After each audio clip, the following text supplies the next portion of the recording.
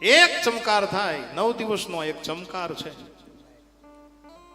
અને એમાં જો મારા ને તમારા ભાગમાં હોય મોતીડું છે, આપણે પરોવી લેવાય.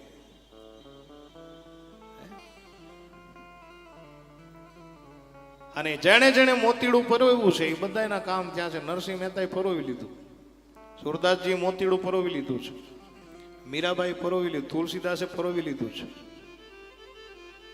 પણ સાધુ સંતો મને તમને શીખવાડે છે કે જેમ અમે રામને પામી ગયા છીએ, જેમ અમે ભગવાનને પામી ગયા છીએ, એ જગતના જીવો સત્સંગને આધીન થઈ અને તમે પણ રામ તરફ વળતા શીખો.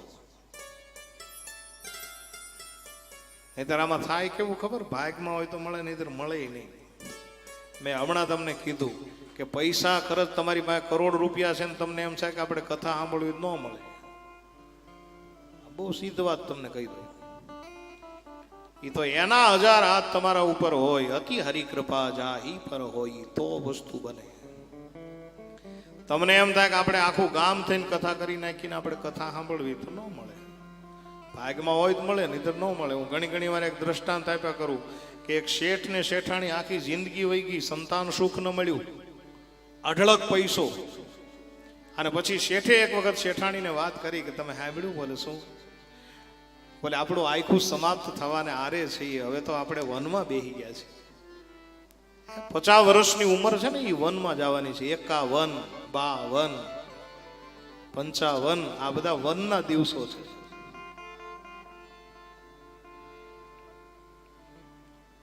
તો ભલે હવે આપણું આખું સમાપ્ત થવાને આરે છે, તો આપણે એક સારી કથા બેહાડી દી તો. શેઠાણી બહુ રાજી થયા. અને હું ઘણી વાર કહું, આવા વિચારો છે ને એ સારા વિચારો છે. એ ભગવાને તમને સંપત્તિ આપ્યો હોય, તમારી હેસિયત કરતા વધારે આપ્યું હોય, અને મગજની અંદર જો વિચાર આવે કે આપણે કથા કરાવી લેવી છે, બહુ સારો વિચાર છે સાહેબ.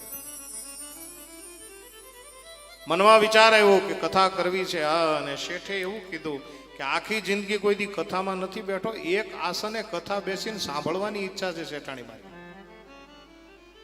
તરત રાતે ગામને ભેગું કર્યું, મીટિંગ થઈને કીધું તમારે ખાલી 7 સહકાર આપવાનો, ખર્ચો હું કરીશ. મારી એક એવી ઈચ્છા છે કે મારે કથા સાંભળવી છે, એક આસન ઉપર બેસી. જતા જતા જિંદગીમાં બીજું તો કઈ ન થાય, પણ કથા સાંભળાય તોય ઘણું. એટલે ગામ લોકોએ પણ વિચાર વધાવી લીધો અને સારા એવા વક્તાનું મુહૂર્ત લીધું. જોત જોતામાં દિવસ આવી ગયો. હું ઘણી વાર કહું કે સારા દિવસો જતા વાર ન લાગે.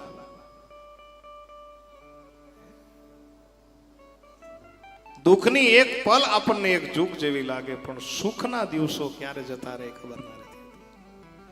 જોત જોતામાં દિવસ આવી ગયો. અને આપણે કેમ હમણાં શોભાયાત્રા, પોથીયાત્રા આપણે કાઢી ને, એમાં શેઠે પણ પોથીયાત્રા કાઢી. અને આખું ગામ રંગે છંગે હારે જોડાણું છે.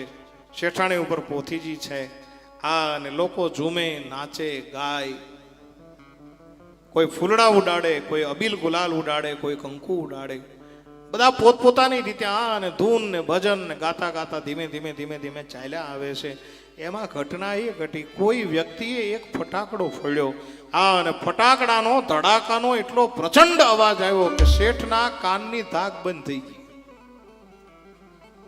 હવે તમે મને બતાવો કે આ આયોજન શા માટે કર્યું હતું?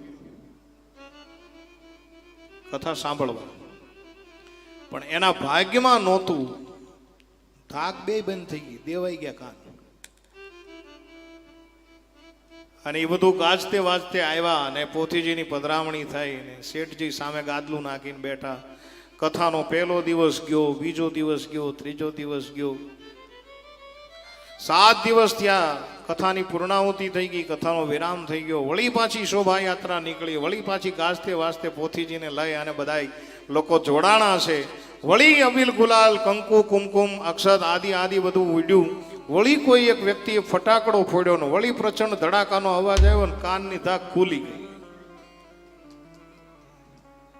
આ તો ભાગમાં હોય તો થાય, બાકી કાંઈ ન થાય સાહેબ.